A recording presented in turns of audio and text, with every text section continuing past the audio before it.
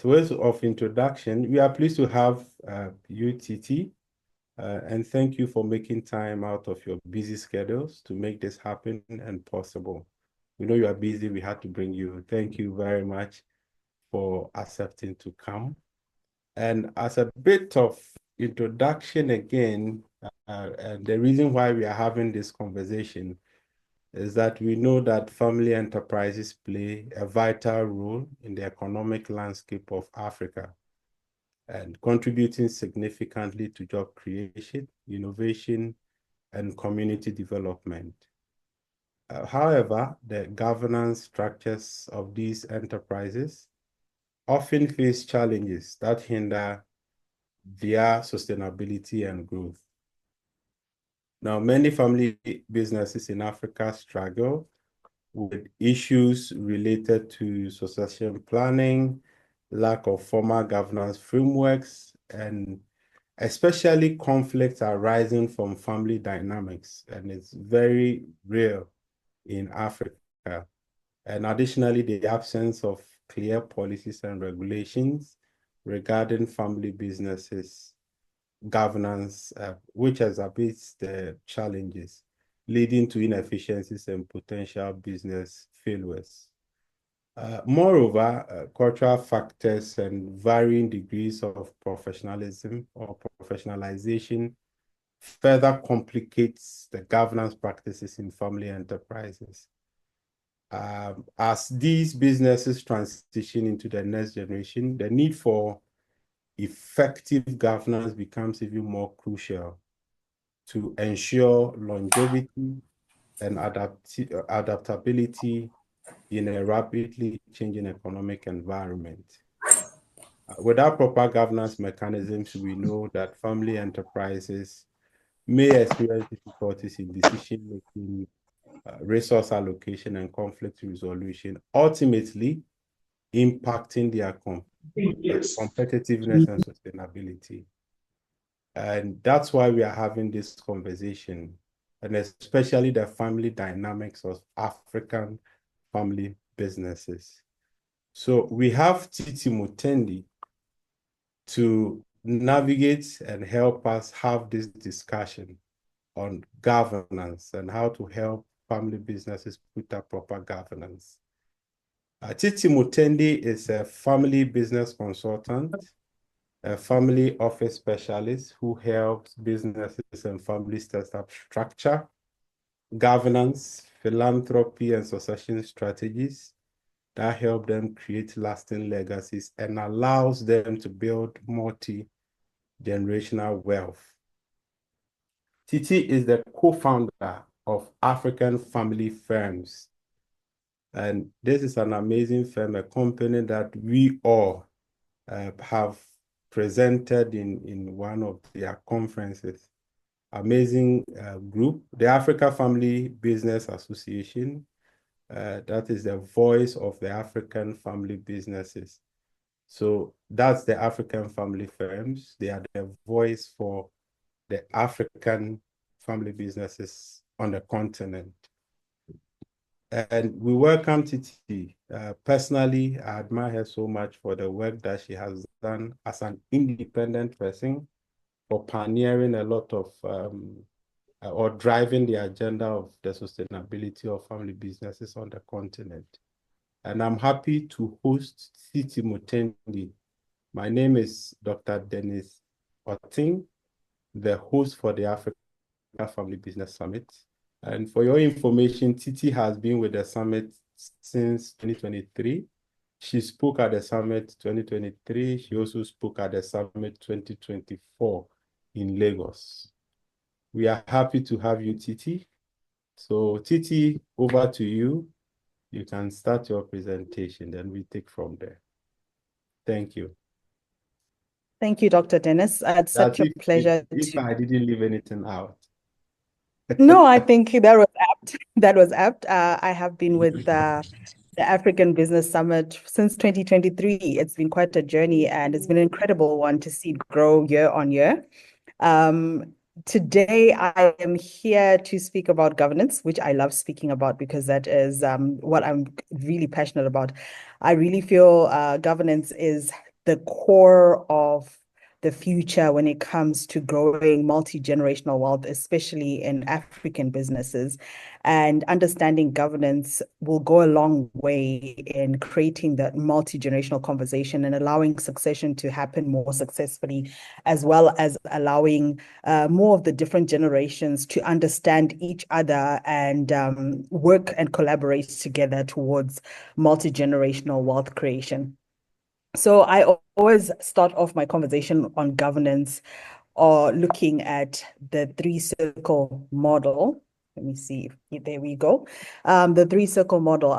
If you could just, I know I've got a few familiar faces in the audience there, but for all of those who are new to family Hello, governance as well how as are family you? wealth building. Good. So for those who are, sorry, for those who are familiar with family governance and it's moving too fast, and the three-circle model, if you could just do a thumbs up in as a reaction to just let me know if you're familiar with the three-circle model and how it works or what it represents. I will be going through each of my slides as quickly as possible so that you guys get a chance to ask questions. However, I know that there's going to be a lot of interest where people are going to be like, okay, what does that mean? What does that look like? And I'm sure Dr. Dennis said that he's going to share slides after this session. So you'll all get an opportunity to get the slides, which will have more in-depth explanation that will help you understand better. So most families, as you can see by the three-circle model that was made, right. As I said, the three-circle model is for those people who are not familiar with it, speaks to how family businesses overlap each other in the three areas that are the core focus, which is the family itself, the businesses that they built, as well as the ownership.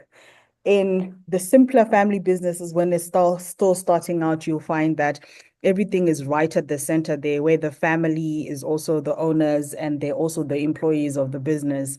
And usually there is either the founder is either the mom or the dad, and in some cases, it's siblings that have come together. But it is the family that has founded the business that is right at the beginning. And what we see in the three-circle model is it looks uncomplicated until you start filling in the different roles everybody plays and the push and pull factors that really influence how a business runs, as well as how a family reacts to the running of the business. And I would like everybody to pay particular attention to the fact that when you're looking at family businesses, one of the most important things to understand is that the family system is very different from the business system. And a lot of times when people hear me speaking about governance, they all jump to think about corporate governance, business governance. They think of the business system because that is what we're familiar with. We are always told that families need to professionalize, families need to get their act together. When the truth is, families do eventually get to a point where they formalize as they get bigger, as they get into family offices, they become conglomerates and their businesses get bigger. But it's mostly the business system that is formalized because there is a set framework that everybody is familiar with when it comes to business governance. There's a way of running things that allows us to know whether a business is a professional business, a trustworthy business, a business that we can work with. And there's a set procedure in how we can run the business. When it comes to the family system, however, it's a completely different discussion because in the family system, you don't hire like you do in a business. You don't choose who joins the family. In a family system, you have to then allocate shareholding, not always based on buying out shares, but then based on inheritance. And that conversation is a very difficult conversation that is intertwined with emotions, intertwined with relationships, intertwined with experiences that then influence how family members make decisions. So the family system is primarily what I deal with because I realize that within the family system there, within that darker gray model there, where you have family members that are just family members and don't work for the business, but are influenced by what happens within the business, those family members that work for the business and are influenced by what happens within the business, and those family members that are shareholders as well as employees of the business, and in most cases are founders of the business when you look at African families. Yes. So, what are the stages of business maturity? The stages of business maturities change when everybody loves to speak about family office because that is probably the highest rank on terms of business success. When you get to family office, you've really become really successful. You've got multiple businesses and you're now looking at how to diversify. You're now looking at how to look after that wealth and make sure that it's multi-generational. But the truth is, even with family office, there has been failure of multi-generational transition because ultimately there is always the family system and there is the business system. And those two systems has to find a way of communicating and collaborating and working in a way that then ensures continuity. In some cases, we've seen businesses carry on and continue without the family. And then in some cases, we've seen the fact that without the family, the business fails, and without the business, the family continues to be family naturally. However, the wealth dissipates. So what are the stages of family maturity? You have your mom and pop stores at the beginning when we business. We call them mom and pop stores because that's what we used to from back in the day. But now we've seen that partnerships come in very different shapes and sizes, but it's usually people, individuals. That's why we call them family businesses, because every individual comes from a family, and that family becomes the founder or becomes the core shareholder within the business, and they are what is identified with when it comes to the business. And I think when you look at certain brands, you know what the brands are, but you also know the families who started these businesses. So ultimately, any business that has 25% and above majority shareholding that is held by a single family, even if it's a single member in the family or multiple members of the same family, that qualifies it to be a family business. And from growing from your startup, which is your mom and pop, you move on to your scale up. And within your scale up, you then see now the focus of the business becomes governance. That's when you see a lot of let's professionalize, let's make sure that we're ticking the boxes and making sure that the business is interacting with the world in a way where we can grow the business and it becomes trustworthy. So that's when you see a lot of the business system being formalized and a lot of the business governance coming into play. Ultimately, when you then see that formalizing, that's when diversification happens. That's when usually when you start looking at family office, because now you're looking at how much bigger can we grow? How many more people can we add value to in their lives? Because when we're growing family businesses, we're providing a service or a product that is obviously popular, that is making us successful in a way that we're able to serve communities. It's not just about making money, it's also about serving the different communities that we are operating in. And from formalization and diversification, we then look at institutional. We look at how do we pass on this family business into it? How do we make it as a succession story, a successful succession story from just where we started off as a startup to now moving on to the next generation. And you see throughout the whole process, innovation doesn't change when it comes for family businesses. We continue to want to innovate. We continue to want to grow. Okay. So here, when you look at the stages of family business growth from a family system, so now we're moving the focus away from the business system onto the family system.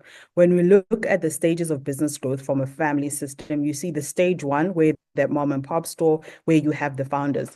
The founders start looking at leadership transition, they start looking at succession planning, they start looking at estate planning, because now they realize they've built something that is become very successful and there's money attached, and money is what pays the bills. And they're thinking, right, how do we make sure that the business continues to serve the communities that we're serving and continues to grow, whether it's diversified or has remained in the same industry? How do we make sure that we transition from ourselves to the next generation? And I think that's one of the biggest discussions we have on the continent right now. How do we make sure that our family businesses transition from just the founders onto the next gen? That part and globally has become an answered question in that we hear that 30% globally of family businesses transition from first gen to next gen. In Africa, that success story is not the same. It's not comparatively the same in any measure of the world. We are still lagging behind when it comes to global statistics in terms of going from the founder generation to the next generation. And I believe a couple of years ago, PwC or another accounting firm did a research on African family businesses to see how successful we were to move from first gen to second gen. And we found that globally is 30%, but in Africa, they found from the demographic that they did, only 2% were really successful in moving from first gen to second gen. And you can see that is an astounding difference because that means 98% of us are failing to move from founder to next gen. And what does founder to next gen stage two look like? Stage two is your sibling partnership.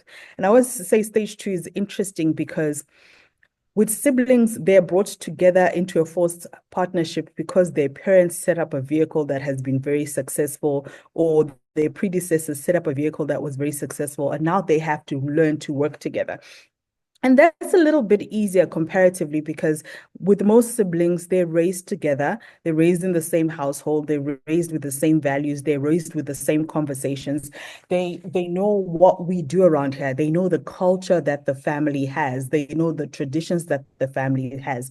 And they have had the experience of having to get to learn that from the founders themselves. So they have firsthand experience from the founders to actually get to know and understand what it is that made them set up the business, that made them continue to grow the business, and the vision that they'd have to have for the future. And in most cases, when siblings are lucky, they get to actually work alongside the founders and cast that vision into the future and collaborate in starting to build that future and continue having conversations about this future.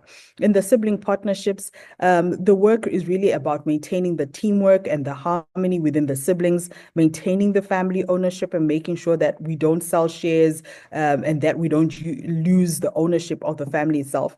But still, succession, as you see, is still one of the high-ranking topics when it comes to our sibling partnerships, because we still have to think about past us, who is going to benefit from the business, who is going to take over, who's going to be able to take that vision forward. Which brings us to stage three. Stage three is the most critical stage. And once past this stage, most family businesses are able to continue to grow because stage three is the most complex. You've moved away from the founders who raised their children in their homes and managed to set up a business and they were part of it. The siblings who then took this legacy, saw mom and dad doing it or saw the members of the family doing it, and they realized what it is that needs to happen and how they can make it happen and go into the future. The cousin confederation is a lot more complex because as much as we would like to believe that all siblings are very close and they collaborate, when they start having their own children and they're having their own homes, those also become family units. And within those family units, those family members are now become the crux of becoming the next gens. They're raised sometimes with different values, different viewpoints, because let's not forget, the family system is very different from the business system. When there's intermarriages, there's different families that have come together now. So besides the core family that started the business, each of the siblings married into other families that have other values, other traditions. And also they may have their own family businesses that then may be brought into the family business that they grew up with. And all these things become critical in the conversation because the cousin confederation makes that conversation a lot bigger. And I was given examples myself. I currently, me and my husband are running our businesses, and we have three children. And within those three children, the sibling partnership will probably be easier for them. But let's say, give or take, they have four children each, and then all of a sudden you have 12 family members that all are looking at shareholding in the business, who are also looking at collaborating, yet they grew up in separate households that have combined families from different backgrounds, and different conversations have been happening within and those families. So that means if there is conflict that comes from relationship, or conflict that comes from misunderstanding, or historical conflict from something that happened in childhood, those cousins take it to the table, and sometimes this might impact decision making. This might impact how they interact with each other. And ultimately, this might drag out into the business system, especially if you remember that three-circle model, they are employees of the business as well as owners of the business. So as you can see, it gets more complicated because from those 12 members of the family, they also probably are all going to get married or all make different life choices. And also, let's say they have five children each. So from 12 family members who have to make a decision, you just have to multiply that by five. You've got 60 family members in the fourth generation. So if we didn't get it right in the third, then through stage, when we get to stage three the first time, it's highly unlikely we're going to be able to repeat stage three more than twice. And why does that happen? It happens simply because it's important for us to understand how governance works. So I'm going to do this a little bit upside down. I'm going to start with getting to understand governance and then move back to some of the things that push and pull on governance. So governance, especially in families, has to be the structures and processes that we put in place. It can look like our traditions. It could look like our value systems. It could look like having conversations about why we decided to start the business, why the business is running, and how the business should continue running. When we look at family governance, it should be a space where everybody who is an owner or has influence on owners is able to sit at a table and have a conversation and understand what this conversation means and where we are taking this discussion, and being able to collaborate. So basically, I always say to people, family governance is communication. It means, can we talk to each other in a way where we can understand each other and be able to agree or agree to disagree and still collaborate with each other towards a common goal? So what does that look like? I think you've seen from one of the sessions we had at the Family Business Summit in 2023, where I spoke about how my personal family experience was the George, if I could just ask you to mute yourself. Thank you. So as you can, if you've listened to that video, you'll see that I learned from my family that what broke down in terms of their governance was the inability to identify within each other the roles that we played, as well as the inability to collaborate and communicate in a way that we could then identify that the family wealth came from the business or the businesses, and then identify the roles everyone played, whether within the family or within the business, and then be able to clarify how we can continue playing these roles and playing on the strengths of the individuals within the family and even those we bring into the business system to be able to continue to make wealth. Why do we do family governance? These are some of the reasons, and this is not a comprehensive list, but it is the main points that you should keep top of mind when you think of why we do governance. We do governance because it encourages dialogue. It's important for us to communicate. When in the family system, like I said, the family system is different from the business system. In the business system, if you are seeing that you're struggling with your finances, you sit down and you say, okay, which part of the finances are we struggling with? What type of skills do we need? And then you start putting out a call out in terms of hiring specs, and you have key performance indicators. You start looking at what are the roles and the duties of the person that you want to bring into the business, right?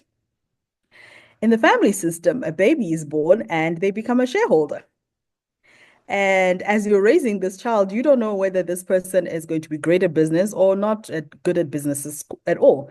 You don't know whether this person is going to be interested in the business or going to have different passions or different life path that they're going to decide to choose. What you do know is that you can sit down and you can have a conversation with somebody. What you do know is that you can sit down and you can nurture people and you can teach them. And you can also empower them to be able to understand why the family business is important. Why do we have the family business? How has it helped us? How has having wealth helped us as a family, as a collective, as individuals, and how will it continue to be able to support us?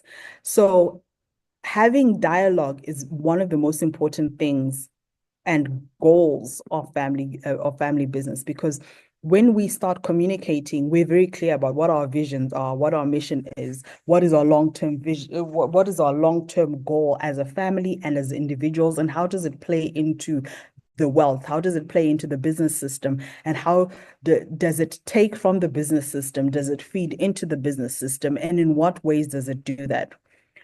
Family governance also helps us demarcate ownership and management. Obviously, we then know who is entitled to own shares, who is entitled to work in the company. What are the parameters that we're setting? Is it optimal for us as a family to hire somebody based on the fact that they just are born into the family, or do they have to show performance? Because we want to be able to hire outside the family to get the best people to be able to run our business so that we can continue to benefit and make wealth from the business. It's not necessarily that if I am born into the family that I automatically get shares or I automatically get a seat at the table when it becomes necessary to become an employee for the business. And it shouldn't be, oh, the family member doesn't have anything to do. Let's just give them an opportunity in the family business. Some of these discussions have to be had because it's important to lie under to understand the underlying impact of certain decisions. Sometimes employing somebody who is incompetent can affect the business and the morale in the business system. So how do we handle that? How do we make sure that, they might not be working for the business, but if the business is successful enough, they can still get their dividend and live a happy and content life while the business continues to grow.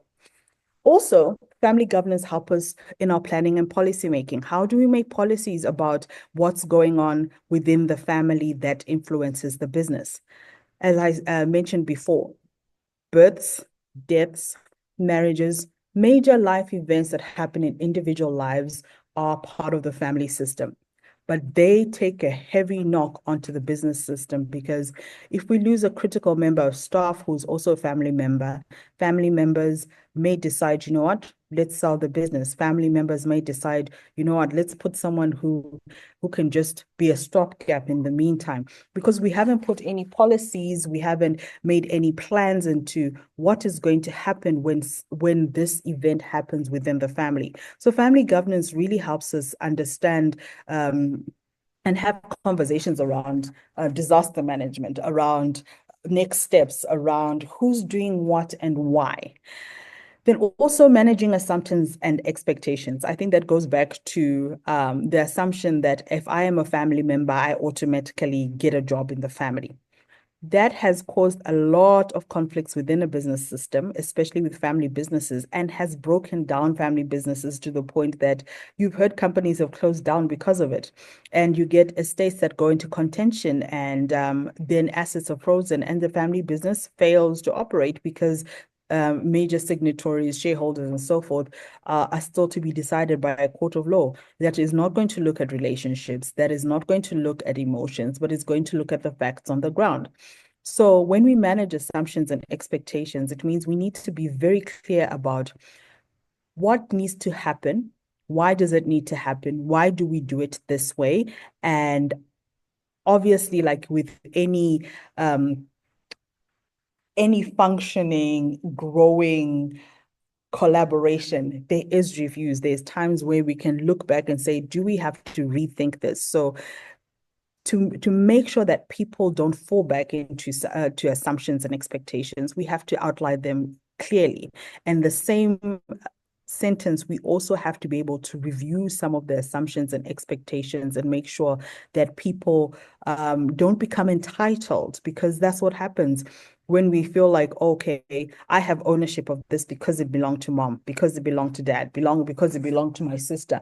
We lose track of the fact of the fact that wealth is something that can dissipate and can completely be destroyed because we haven't been able to be practical and understand what our different roles can be. Then also adopting rules against potentially contentious issues, I think is covered in most of the other things I've said, and also managing conflict, understanding what conflict is, understanding how to handle it, understanding where it's coming from, and then sometimes nipping it in the bud. I think we've all heard of the term or the cliche proverb that says prevention is better than cure. And I think we have learned even from COVID itself, prevention is definitely better than cure.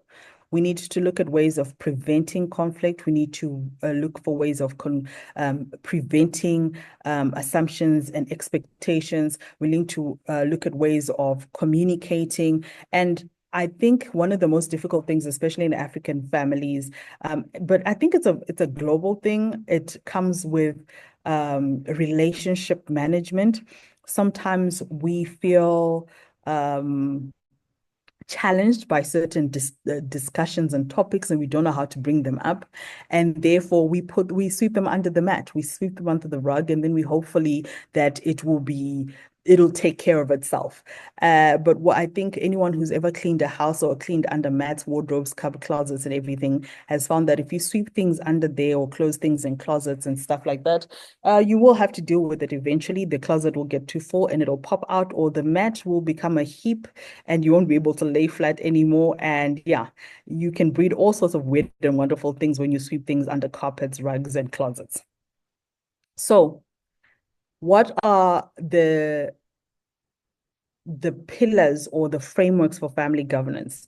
Obviously, there is the family constitution. The family constitution, it comes with many names and many titles, but ultimately it's just a document that we create to be able to have a conversation around anything that affects the family.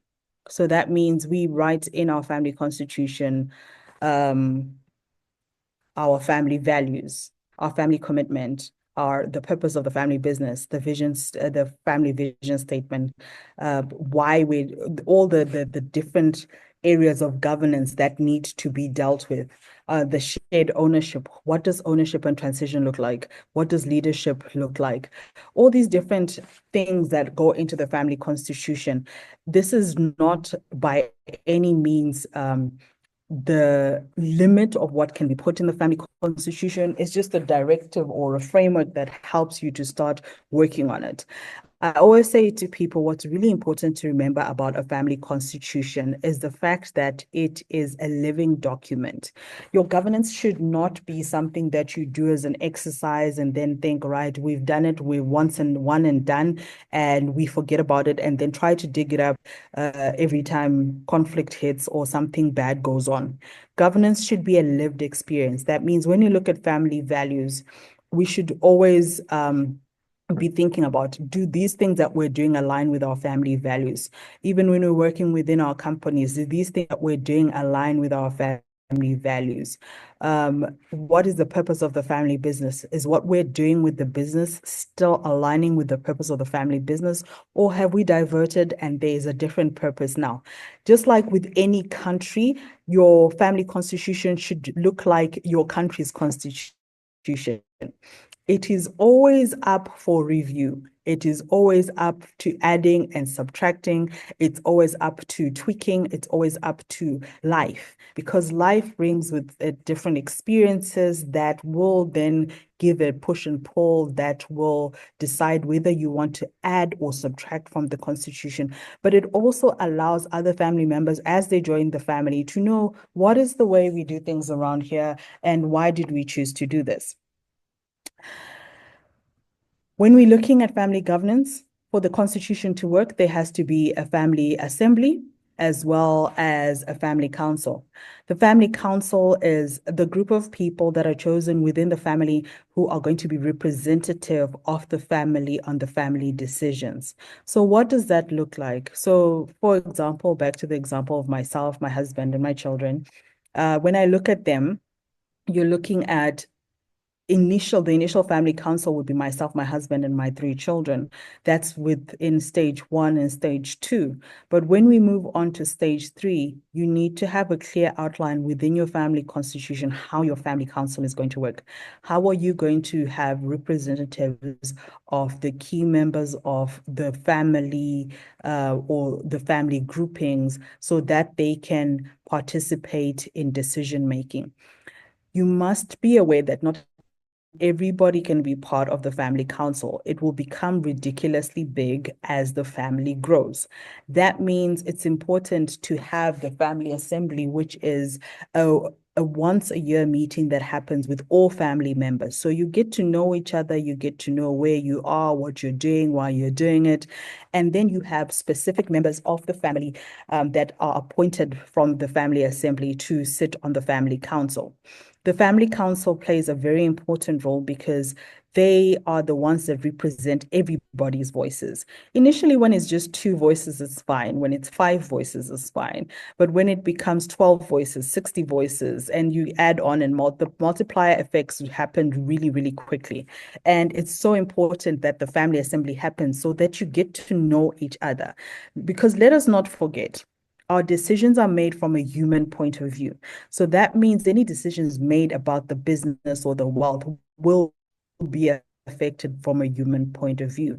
If there's any illness within the family, if there's any need for education within the family, if there's any need for different investment within the family, or if there are family members that want to start business from dividends within the family pocket, that all must be discussed because these are the things that are going to affect your relationships. These are things that are going to affect your communication. Understanding where each of you are within the family assembly allows everyone to have a voice, and then the family council becomes the people who are the actual decision makers. It's like within a business, in the business system, you find there is all the staff, then there is the management, then there's the board of directors.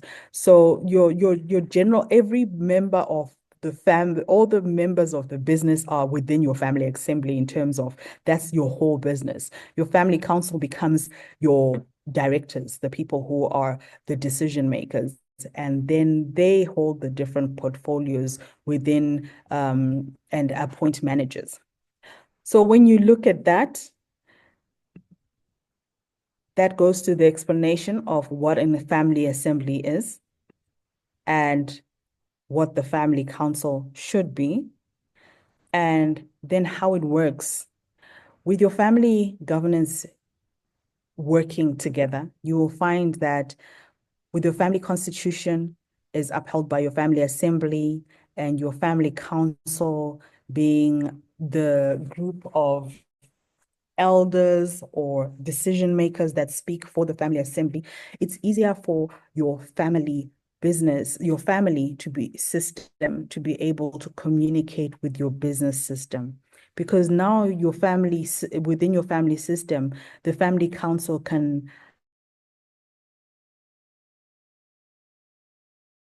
And that one person is the person who communicates the family's wishes to the board of directors, who communicates the family's values and upholds the family's belief system, the family's identity within the business without clashing with the business itself. So instead of having different family members going and proclaiming ownership, proclaiming decisions, you have one family members or two family members who sit on the board of directors, depending on the size of your business, as well as depending on the different roles each member plays. You might have multiple businesses that have multiple boards, and you might have multiple family members that sit on the different boards, but you might have a holdings company that then only has one family member that sits on the business board of directors. Either way, you see your business system has a formal communication route to the family. And if the business wants to communicate with the family, the board of directors simply share with the family members that sit on the family council that then takes it to the family council. And in some cases, you might have the family council meeting with the board of directors to have clarity over issues that might affect the business and the family altogether.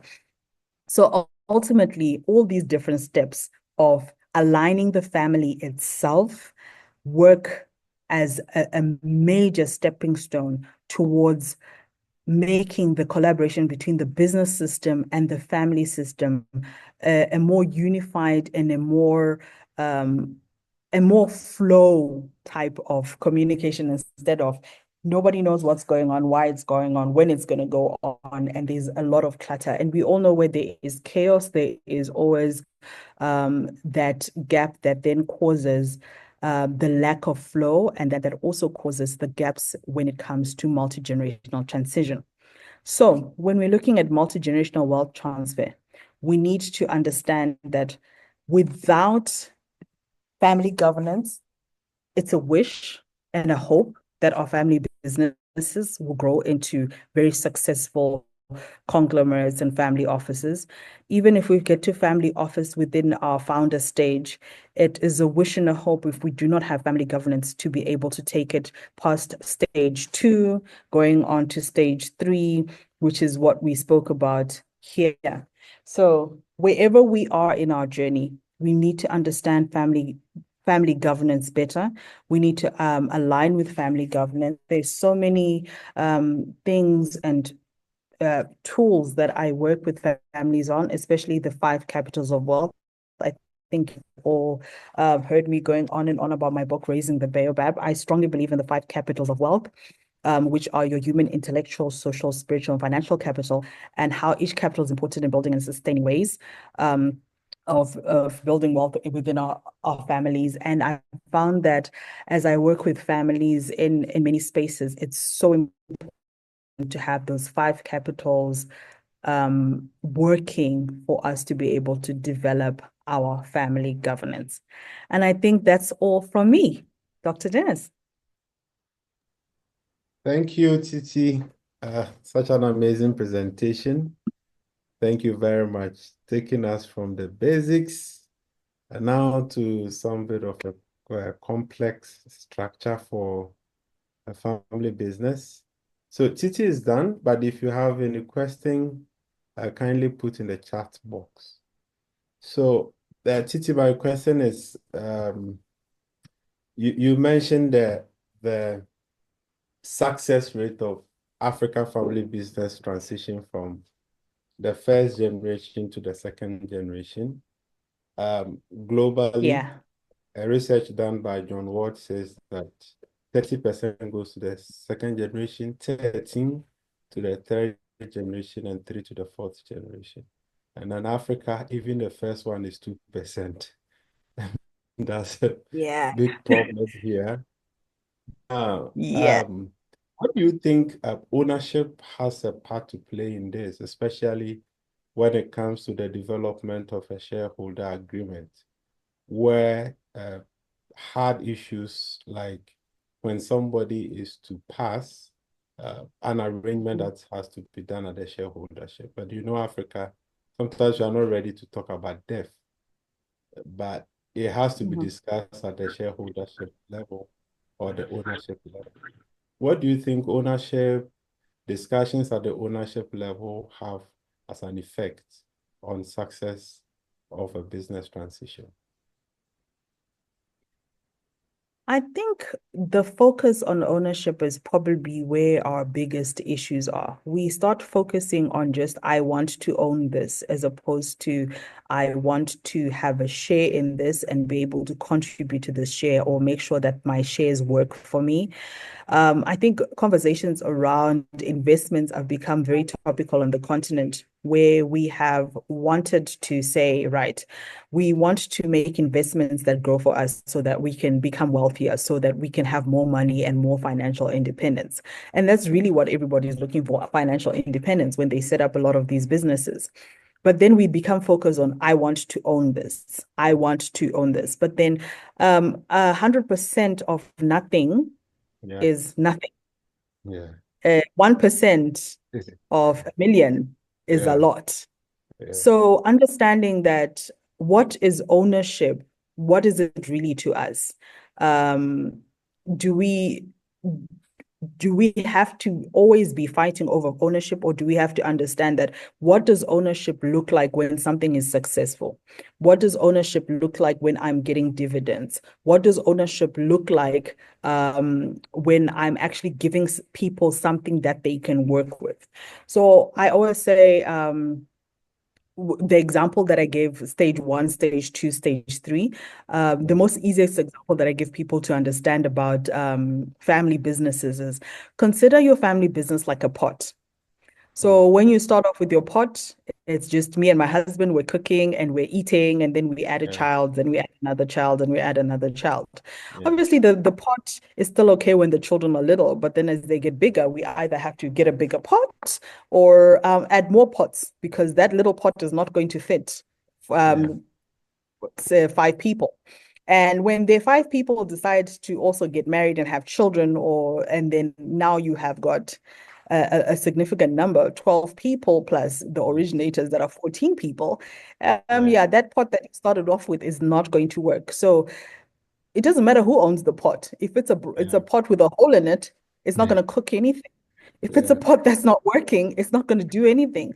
So understanding that, you know what, we need to contribute towards growing the pot or adding more pots. And then more, even when we add more pots, let's make it clear that we all have ownership if we're all contributing.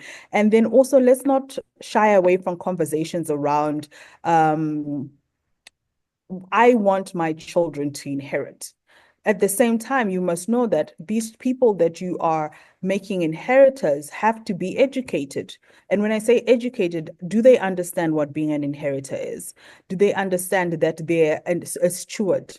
So inheritance doesn't mean I get it, I'm going to spend it. It means I'm a steward of wealth. Because do you want your grandchildren to benefit from this, or is this just for your children? Because if it's just for your children, then you should be clear about that. Then you can even sell the business and then give them their money and they can get on with their lives. But if you want something that's going to continue to benefit the community you work in, if you want something that's going to continue to benefit your family in perpetuity, then you have to yeah, communicate. And putting off those conversations is just going to cause conflict, and it's going to yeah, just cause that thought of, you know what, I just want my shares. yeah, yeah. Yeah. Thank you, Titi. So any one of us can ask a question. I have a second question. So you mentioned the evolution of ownership. It should move from one person saying that I own this, me and my kids own this, me and my family, the nuclear family owns this, to probably looking at expanding and looking at other variations that comes with ownership. Now, Yeah. what is the effect on of culture on all this? Because in Africa now we have the Africa Continental Free Trade Area Agreement, and then we're trying to bring Yeah. Africa together, and it's all part of this. It starts with ownership. People coming together to say, okay, I'm in Ghana and Mhm. I'm doing this with somebody in Nigeria, Zimbabwe, South Africa. We're coming together as 5 groups to do this. Mhm. But Ghana is different. Even Ghana alone, we have different cultures. It's not one culture. And interestingly, Ghana, we don't just speak the tree, as people think that when you speak tree, it's Ghana. We have a lot of languages and cultures in Ghana. You understand? It's so complex Yeah. on the continent. What do you think is the effect of culture and all this ownership and then partnerships? So, like I said, there is your business system and then there's your family system. Your business system is managed by laws that are completely different from your family system. So when you set up your businesses, even with the African Continental Free Trade Agreement, as it's rolling out, there are laws and regulations to make it successful. And you have to abide by those laws and regulations to make sure that you can operate in these different countries and collaborate in these different spaces. So that's your business system.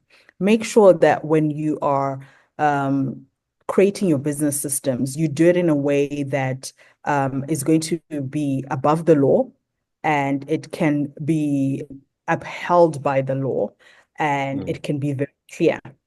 However, when it comes to shareholding, you must also understand that how does your own country deal with inheritance? How does your own country deal with offshore investments? How does your own country, these are all like still very much systematic yeah, business system questions. yeah, When it comes to your family and your culture now, that's a family governance thing. It's very much your family governance. It's still within your same circle of the people within your family. If you then say you own 10% of Microsoft, those that shareholding remains 10% within your family, and you have to deal with each other. You can yeah, either sell the 10%, you can either divide the 10%, you can decide how you want to get dividends from the 10% and distribute it within yourself. But that's a family governance issue because it remains within the family. But when it comes to anything that's jurisdictional, then it's how does the laws of the land that you're operating in, what do they expect from you, and how do you manage that? yeah. Thank you very Yeah, much. The you're development of welcome. ownership competence, very important. And we have a question from Simba, a son of Yeah. Mufasa. So, Simba says, how can we effectively prepare the next generation, particularly those under 10 years old, to Mhm. successfully take over businesses when we step down? Well, I have three next gens, and when I started on this journey, particularly, they were under 10 years old. Um, I'm a Montessorian, so I'm not quite sure how many people understand Montessori learning, but it helped me a lot, especially in this journey. It's helped me a lot in terms of navigating, having conversations with my children. Children are not as young and as naive as people think they are. Children are as smart as you extend knowledge to them. So when you give them little knowledge, they will have little knowledge. When you give them a lot of knowledge, they will have a lot of knowledge. And as with everybody else, children, we all learn as children because we started learning as children. You are not going to walk into NASA and suddenly become an astronaut. You have to start right at the beginning to figure out what does it take to be an astronaut and then go and do those things from the beginning, right? So with your children, you must know it must start from one plus one. They must be able to identify the number one, to quantitate the number one, and then be able to utilize the number one. Yeah. So for my kids, since I started doing governance and my oldest then was about what, was 6. We started having family meetings, monthly family meetings. We started playing Monopoly a lot Yeah. because oh, thank you. So I found Monopoly is probably the easiest game to teach children, but it has most of the terminology when it comes to deal making, when it comes to real estate, when it comes to wealth and understanding and Okay. all the terms. Monopoly is your best friend. I taught them how to play Monopoly as well as then they have little budget books for when they play Monopoly. So they know how to do a budget. They understand how their bank flows are, how their income and title deeds and all that. And then translated it from playing a game to This is what your parents are doing. This is the job that we do. These are the businesses we set up. This is the real estate we own. This is where our title deeds are. This is so all these conversations you're having with them from the age of 6. So the oldest was 6, the middle one was 3, the youngest was 4 months. She would just Google Gaga it and sit in the corner and just wonder what the hell these people are doing. But when she joined the conversation around 3, she understood what's going on. Now she is 7, another one Yeah. is 10, and the oldest one is 13. They're very participatory. They understand the expectations from them. Why do we go to school? What are the expectations? What do they contribute to the family governance conversation? What do they contribute to what we're doing? How can they be responsible owners? What is ownership? Because at any point in time, they can be thrust into being owners, and they will probably have a guardian to make decisions for them, but they need to understand what those decisions are. Not being able to make a decision doesn't mean that somebody does not understand what the decision is. So being able to empower them and giving them the knowledge and giving them exercises and playing games with them is just the same as when all these things that they're getting when they're gaming on their computers and their gadgets. It's giving them the knowledge that they need, the understanding that they need, and then allowing them sometimes to take initiative. And one of the wins for me has been when one of the ladies who work at my home came and said, "Ha, your children have these regular family meetings between the three of them. And they make these decisions and then they come and they declare Uh, these decisions." And I was like, this is interesting. It means that the beginning of the sibling partnership is already working. They're learning how to collaborate, they're learning how to have conversations. And yeah, and some of us, we are the topics of some of these decisions or these conversations, and they're like, don't tell mom because she's going to have a flipping fit. So you don't want to do that. So it's things like that where you're starting to teach them to communicate, to collaborate, and to understand what roles they play culturally, as well as among themselves, and what decisions they can and cannot make. I think we should have another session for family governance for parents who have kids under 10 and then so that you take them through. Thank you very much, Interesting. Titi. It was an amazing summit, a conversation. So we have more questions, but unfortunately the time is up. We cannot answer the questions. So Pierre, forgive us, but I'm sure you had some tidbits about ownership and then dialogue in family businesses, and especially the cultural setting. And then also Nana Mansu, forgive us. And I'm sure that Titi's presentation on kids or children has helped to at least address some of the concerns that you have. So Titi, we are interested in your book, Raising the Baobab, Yes. and we understand that uh, leaving a legacy is not just about financial, not just about real estate. We have to make sure we are balancing it to have Yeah. proper wealth transfer.